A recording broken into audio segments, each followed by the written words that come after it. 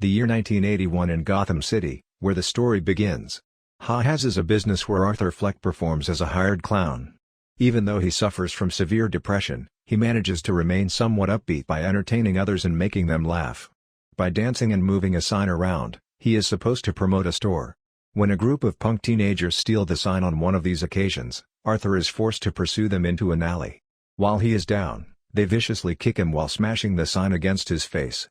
Gotham is generally dealing with issues like poverty, unemployment, and crime.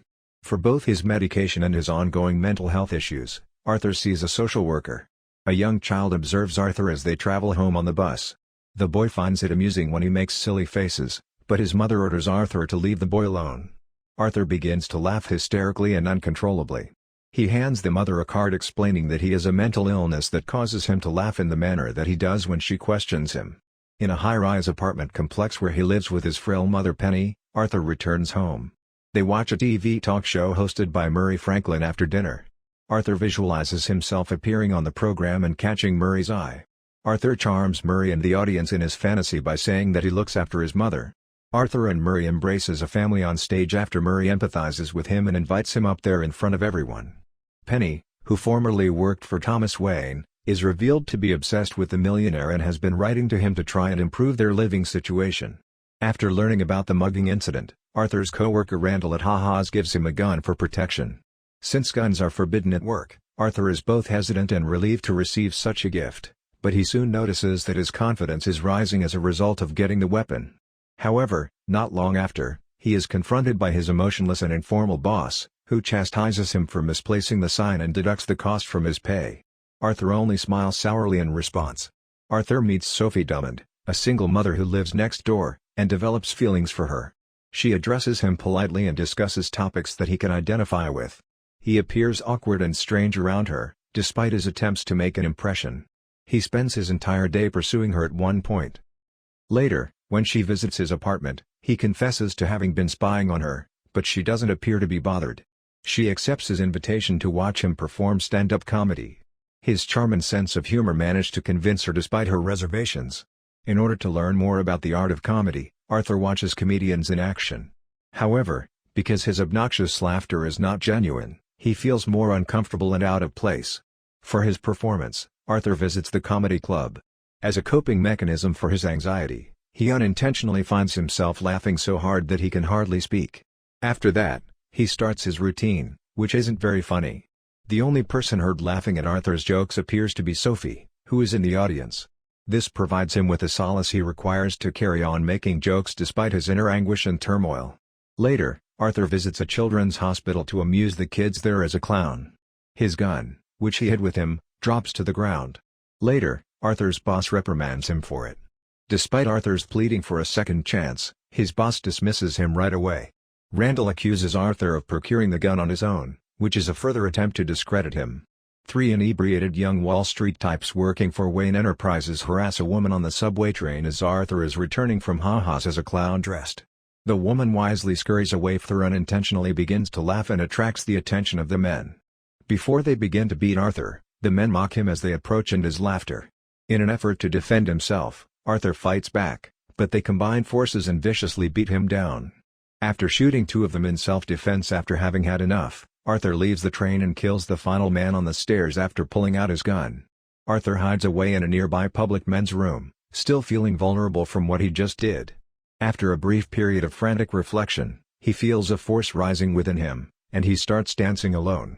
At this point, he starts to embrace the image of himself in the grimy mirror as a powerful yet battered clown. He conceals the weapon before going back to the apartment complex to meet Sophie for the first time and give her a kiss. As news got out about the three murders, some people interpret it as a slur on the wealthy, while others defend the crime. When Thomas Wayne speaks out against it and refers to the underclass as clowns, it becomes a symbol that they readily adopt. The following day, before cleaning out his locker at Ha-Ha's, Arthur confronts Randall about betraying him and damaging the time-punching machine. He then departs, feeling happy and liberated. Clown riders are depicted in news reports causing trouble in the city and protesting against the more privileged.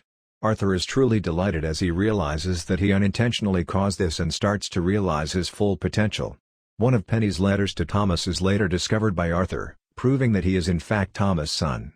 Arthur visits Wayne Manor and meets a young Bruce Wayne there. He pulls a magic trick on Bruce, makes him smile, then pushes his hands through the gate, knowing deep down that they might or might not be brothers. But Alfred arrives to step in and tell Arthur to go.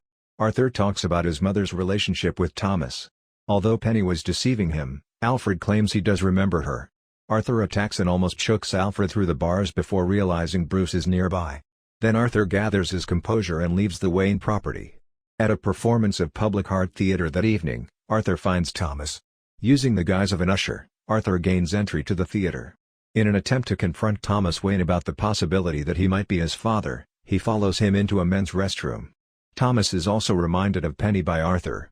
Thomas acknowledges that Penny used to be a member of his housekeeping staff, but he claims that she was deluded and that Arthur could not possibly be his son. Arthur strongly disagrees with Thomas's explanation that Penny never revealed to him that he was adopted before laughing uncontrollably in Thomas's face. Arthur is thrown out of the building after Thomas, who is unaware of his condition, becomes defensive and punches him in the face. In a depressed and longing state, Arthur goes back home and tortures himself by banging his head against the refrigerator. Burke and Garrity, two police detectives, visit Arthur's apartment the following day to question him about the subway killings because it was reported that the suspect was wearing clown makeup, and they are aware that Arthur had just lost his job. Arthur gets the detectives to leave after denying any involvement. Soon after, Penny becomes ill and needs to be hospitalized. As Arthur attends to his mother, Sophie sits by his side. When Arthur notices that a clip from Murray's stand-up routine is being shown on Murray's TV show while he is in the hospital, he is upset to learn that Murray only did so to make fun of Arthur. Later, a representative for Murray's show calls Arthur.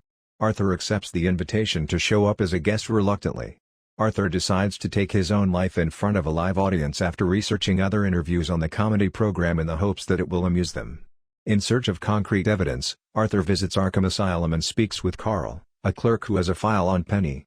When Carl refuses to give Arthur the information he requests, Arthur snatches the file and flees to read it.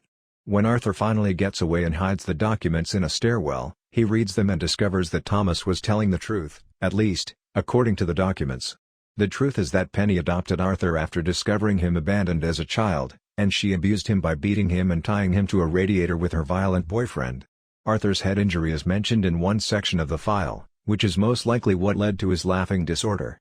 When Arthur returns to the hospital, he tells Penny that, despite what he had previously believed, his life has turned out to be a comedy. He then kills Penny.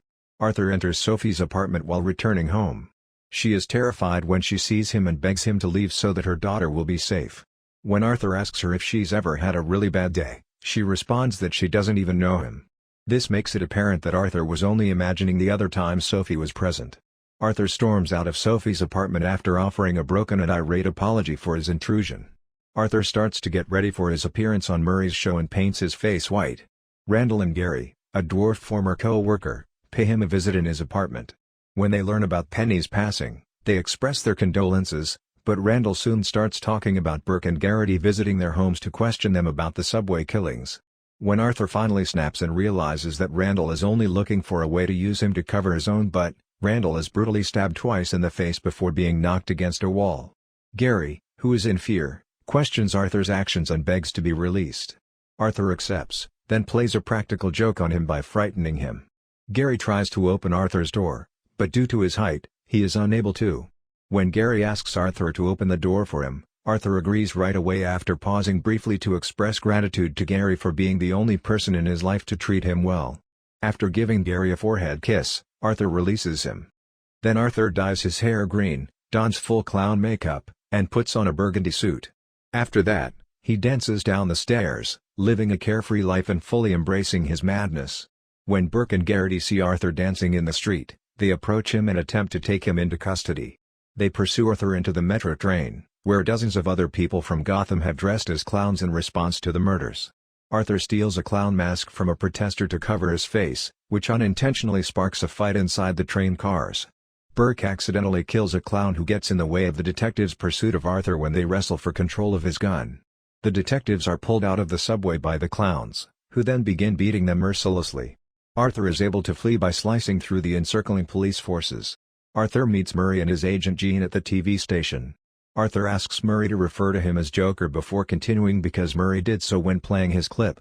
When Murray inquires about the political motivations behind Arthur's clown makeup, Arthur responds, "I don't hold that to be true. I don't have any beliefs." Arthur notices Murray broadcasting a clip of a stuttering Arthur trying to tell a joke as he waits to be introduced. As a result, Arthur's thoughts and plans are altered, and he dances into the spotlight. The show starts as Arthur goes out. He awkwardly shares a joke with Murray that only he and the other person find amusing due to its dark humor. Arthur continues by confessing to the subway killings when this is brought up to him. Murray and the audiences begin to understand that Arthur is being serious. As a result of Thomas Wayne speaking for the victims, Arthur claims, the audience only feels sympathy for them, otherwise, he claims, he would have been passed by and ignored. Arthur aggravates Murray, the audience, and himself. Arthur snaps at Murray after he reprimands him, grinning broadly as he tells another joke. In response to his question, "What do you get when you cross a mentally ill loner with a society that abandons him and treats him like trash?" Murray tries to silence him before calling the police. Arthur blows up Murray's brains in front of everyone while yelling, "You get what you fucking deserve." After becoming enraged, the audience flees in fear, and the murder's news is broadcast right away. Next, Arthur genuinely laughs for the first time in his life. As a result of Arthur's actions, rioting citizens dressed as clowns have taken over Gotham. The Wayne family walks out of a theater to find the streets in a state of chaos. One clown follows Thomas and his wife Martha as they enter an alley and uses the punchline Arthur used on the Murray Franklin show to tell Thomas that he is getting what he deserves. Thomas then takes Martha and Bruce with him. In front of Bruce, he then fatally shoots Thomas and Martha. Arthur has been detained by the police and is being taken away. As he observes the havoc and destruction he has sparked, Arthur laughs gleefully and looks out the window.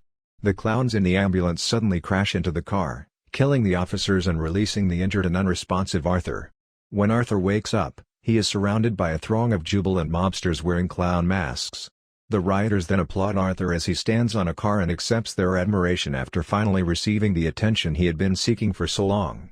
Then, smiling, he smears the blood across his upper lip before assuming a godlike posture and approaching them. Arthur is imprisoned in the Arkham Asylum sometime later. After relating this tale, he laughs and imagines a young Bruce standing over his parents in an alley.